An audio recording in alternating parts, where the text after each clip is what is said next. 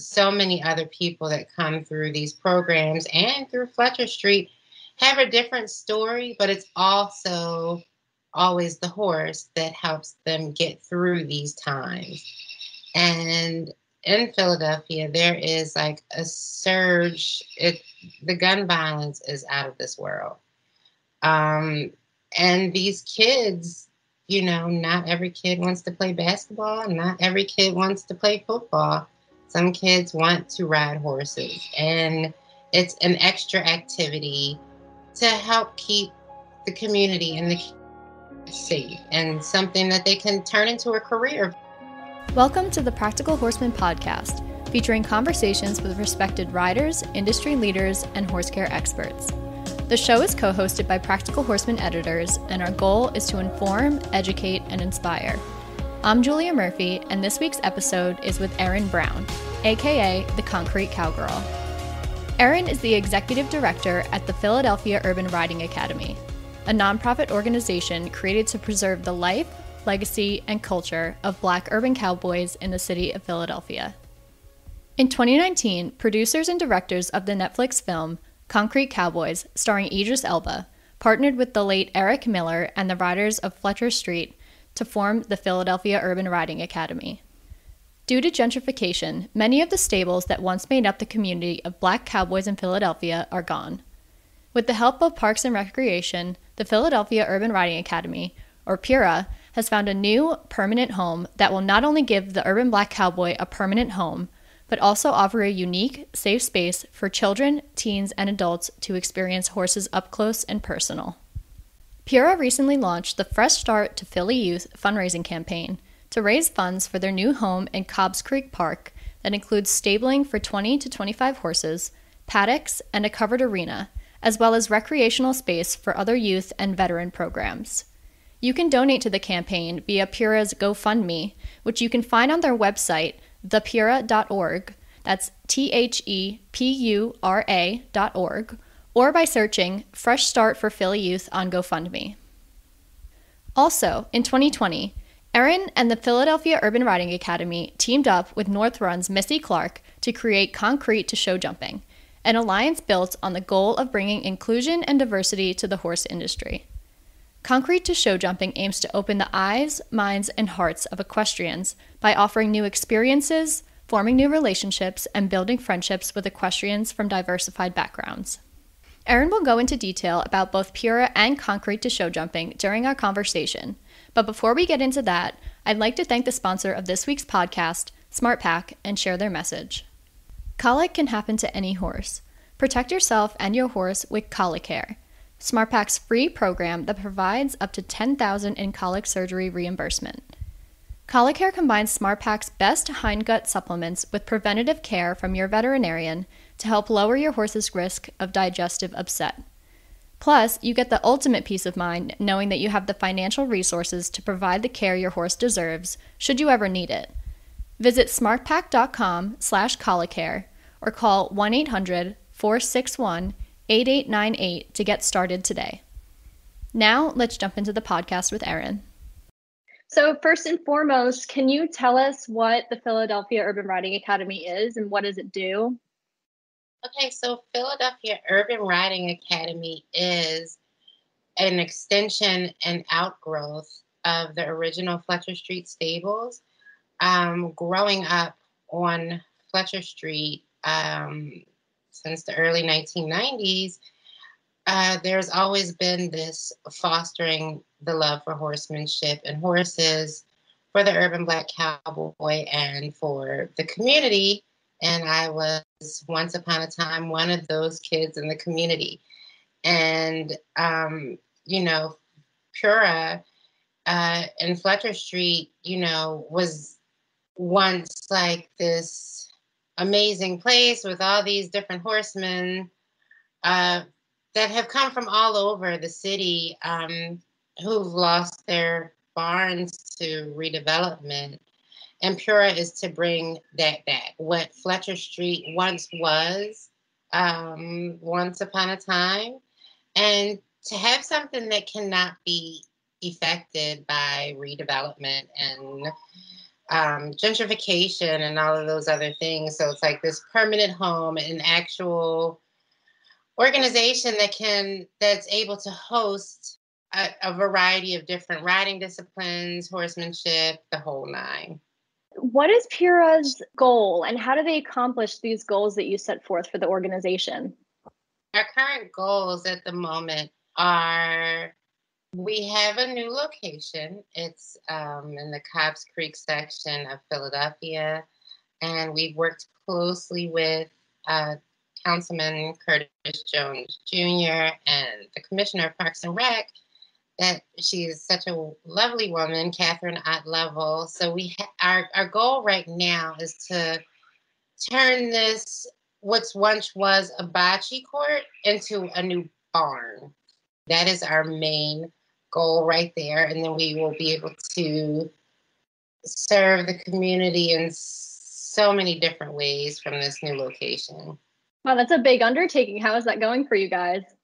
It's going well. It's this is a project that I've been working on since 2018 with who was the executive director before myself, Eric Miller. So we've been working on this project for a while, but we are having some movement, been fundraising like crazy. We had the help of, Missy Clark and Wrangler and the filmmakers of Concrete Cowboy, just all trying to make this happen. So it's going. We just finished a meeting with Parks and Recreation last week, and they are waiting for our final architectural designs of the barn, and then we can stick a shovel in it. That's so exciting. You'll get to break ground finally. Yes. I can't wait. So long overdue. That's awesome to hear. And so with the Philadelphia Urban Riding Academy, I mean, like you said, you come from the Fletcher Street area and it's this community. Can you touch on why you do this? Like what passion went into the Philadelphia Urban Riding Academy?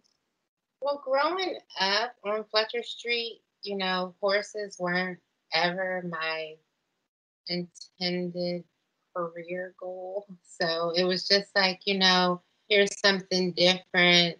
And this is what you have to do to be here. You have to have passing grades, but also for me and or for myself, it was an experience for me to help me develop into the person that I am today. Horses, I was a very shy kind of kid, and I was bullied and picked on and all of those. I didn't have many friends, but horses were my voice. And, I felt like they understood me. And so many other people that come through these programs and through Fletcher Street have a different story, but it's also always the horse that helps them get through these times. And in Philadelphia, there is like a surge. The gun violence is out of this world. And these kids, not every kid wants to play basketball. Not every kid wants to play football.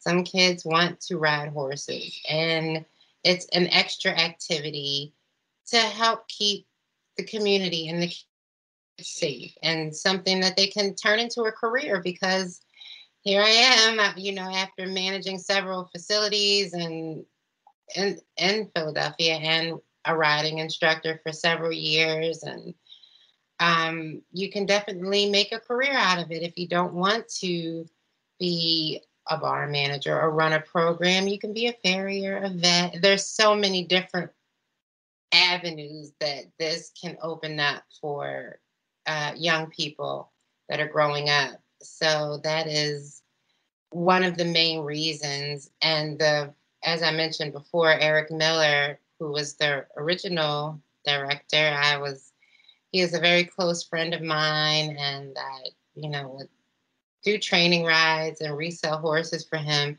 He lost his life to gun violence maybe a month before filming. So, which light bulb click, you know what? I'm going to start this program, Cowboys Against Crime.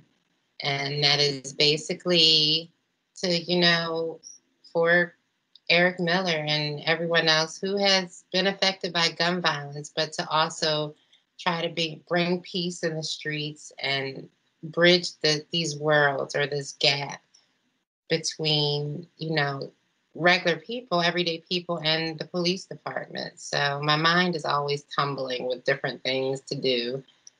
That's so sad to hear about Eric, but he must be so proud that his tragic passing did spark something that's brought so much good to people. Yeah, I hope he is, because this vision of Philadelphia Urban Riding Academy was his, and the filmmakers of Concrete Cowboy helped him bring it to, as far as the actual business and the nonprofit status. They worked with him closely to do all of those things. And Eric's main thing was, growing. He's older than I am, but he saw so many other stables lose their homes to redevelopment in the city of Philadelphia. So that is the purpose for PURA, to stamp its foot, and we have this amazing thing that cannot be taken from us. Honestly, growing up, I was, your typical teenager. Except for we didn't have camera phones and social media. We had like a landline where you had to press 0 to dial the operator to get to your friend if it was busy, and we had a beeper. But some of my closest friends from high school are no longer here due to drug overdoses. So had it not been for horses and me at the barn every day and, competing up and down the mid-Atlantic, I have no idea where, I probably would have been hanging with my friends, but I had a responsibility to tend to my horse every day after school, after I did my homework or pretended that I did my homework. And, that was my commitment. I didn't see what it was doing then, but I definitely can look back and understand and see now. It's amazing how horses just find their way in and take hold of you, huh? Yeah. And change your whole life. Yes, they definitely do. And you mentioned a couple minutes ago, Cowboys Against Crime. So could you speak on that a little bit? Is it affiliated with the Philadelphia Urban Riding Academy, or is that its own organization? It's affiliated with the Philadelphia Urban Riding Academy. It's something else that I wanted to pitch out to, because I worked for the police department's mounted patrol unit for 8 years, and so I saw both sides of like the fence, the regular everyday civilian side, and I could see the police department side because I'm like right there. So in any way to make a change, I believe you have to join forces and to make a change. And I remember when I thought of Cowboys Against Crime, I ran up to my lieutenant that day and I'm like, what do you think of this? And he was new, he barely knew me. But he liked the idea, and I haven't penciled it all the way down yet, but it is something that this city needs to, cowboys, horsemen, and women join forces with your local law enforcement and try to make a difference within your city. And you also brought up the Concrete Cowboy film before. Can you tell us a little bit more about that? What was their role with the Philadelphia Urban Riding Academy and vice versa?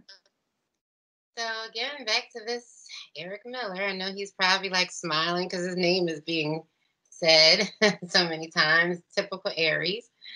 Eric, the filmmakers, Ricky and Dan, and Stacy, they got their story, how to pitch this movie from Eric. So Ricky and Dan, they met him one day. They have a nonprofit where they speak at court hearings, and they offer an apprenticeship program to recently released prisoners, and it allows them to work in the film industry as, come, because it's so hard to get a job when you have this criminal background. Whether maybe you want to come home and get on the right track, you kind of can't, because you have like this stamp behind your name that's haunting you. Even if you completely did your time and you want to turn a new leaf. So they have this apprenticeship program that offers these gentlemen and women coming home to work in the film business. And they were speaking at Eric's court hearing. And, he told them about, he just bought a horse, and they, thought it was just so darn interesting. So they got majority, if not all, how to do this movie and how to tell this story from Eric. And they, this was maybe 3 or 4 years before actually filming. They spent time traveling back and forth and hanging out with Eric. They made, like, they were really good friends, and, he had this vision of this barn to preserve this history and culture of the Urban Black Cowboy in Philadelphia that's like slowly slipping away. And they, they're on the executive board, but they partnered up with Coase and O'Connor, a law office in Philadelphia, who helped with the process and the nonprofit status. So they are heavily involved, the filmmakers, with PURA. And you were speaking a little bit about the African-American history and the urban cowboys in Philadelphia. Could you touch on that a little bit more and what that history and culture is like? Sure. So once upon a time, there was, probably 40 or 50 backyard stables. And what I mean by backyard stables is they are these abandoned buildings and lots and, things like where we turned into barns. And I want to say Fletcher Street is one of the first stables for the Urban Black Cowboy and one of the last still standing. So once upon a time, actually on Fletcher Street, there was, like, instead of it being a boarding recreation barn, there was, produce, like your ice and the milk came from horse-drawn wagons from Fletcher Street. And on 26th Street, there is a laundry, which was directly around the corner. There was a laundry service, and laundry was delivered by horse and wagon. So as modern vehicles took over, the Urban Black Cowboys, just to keep horses, that these abandoned buildings and things turned into barns. And over the years, I mean, just my existence from 1990, anyone that's on Fletcher Street at this current moment, there are maybe 4 or 5 people there who are original Fletcher Street natives. Like, I remember when every last one of them came over, whether it's, they were new into the horse business or they lost their barn to redevelopment. So, there's only maybe 2 or 3 left.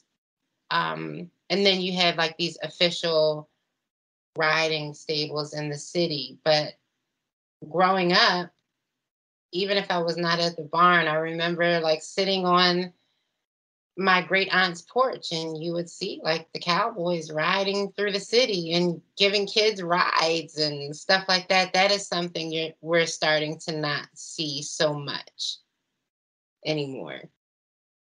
And so the new PURA facility that you were talking about, that you're working on breaking ground on, is that on Fletcher Street?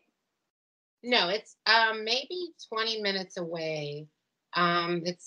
It's so unique because, number one, it's an actual city building with, like, bathrooms, lights, water. And one side of it is a residential street. But this building sits in the park. But if you cross the street, you're back in a regular neighborhood.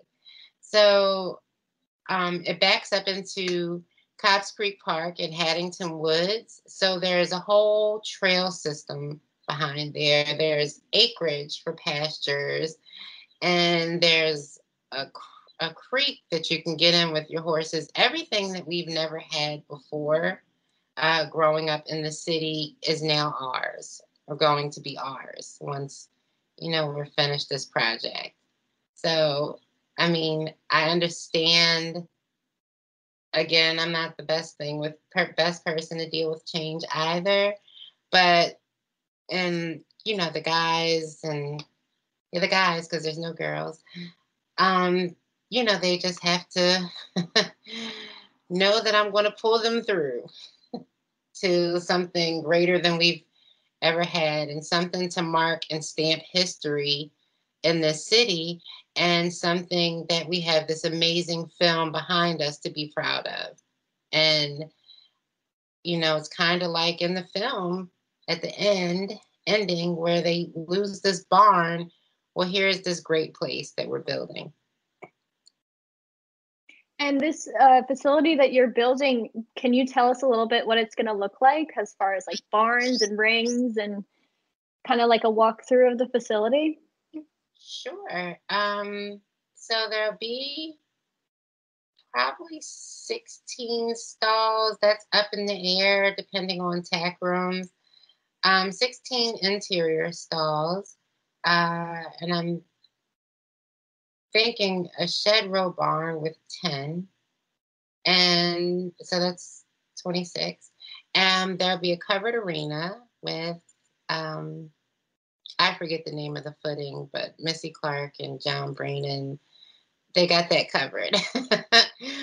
But, and then there's so the arena will be directly in the front of the building. So passengers or walker buyer, driver buyers, you can see, kids, people riding their horses in the arena. You can, whether it's lessons or recreation. And then the barn is directly behind the arena. It's a long gravel driveway. And behind that driveway is you see nothing but forest. And to the right of that forest would be rolling pastures. And then if you continue down that path, it just opens up into the park, and there's trails, bike trails everywhere. And nature and green and trees. And then if you get, homesick and you need to get back to the city, you just cross the street. And you spoke about North Run's Missy Clark a minute ago. So can you tell us a little bit more what her role in PURA is like? Missy reached out to me, maybe it was a year ago, last June, or try to find out who we are and what we were about. She reached out to me, and growing up, I was on the hunter jumper circuit, but that's a long time ago. So I asked my best friend, who's she competes as a low-level hunter and jumper, and I'm like, do you know who Melissa Clark is? She said, no. She said, you mean Missy Clark? And I'm like, yeah, I guess. She said, Melissa. And she said, no, why? She said, yeah, why? And I said, she wants to talk to me about PURA. And she's like, Missy Clark wants to talk to you about PURA? I'm like, yeah. So we talked for an hour and a half, and we continued those conversations either through text or phone calls after there. And she, pitched this idea to me about, bridging this gap in the horse industry with diversity and inclusion, and bridging these two worlds. And she was like, we can call it City to Show Jumping. And I'm like, how about Concrete to Show Jumping? And I'm like, because, I'm the Concrete Cowgirl, and then there's Concrete Cowboys, and it just Concrete to Show Jumping, and that's what it is. So she's been, after that, she's opened so many doors for myself. Speaking of the character, the Concrete Cowgirl, and Philadelphia Urban Riding Academy. So she's been like super duper amazing. But she's like, our connection is like we've known each other forever. And she's like the funniest person to me. She has like this dry sense of humor, which is like the best because I'm like a huge Golden Girls fan. So like I get that kind of stuff. Like it cracks me up. And she has the biggest heart in the world. She's been a total angel. So I want to say in December, I asked her if she would join our executive board. And she did join our executive board at PURA. I had tears running down my eyes because I literally love this woman. Like, she's an amazing person.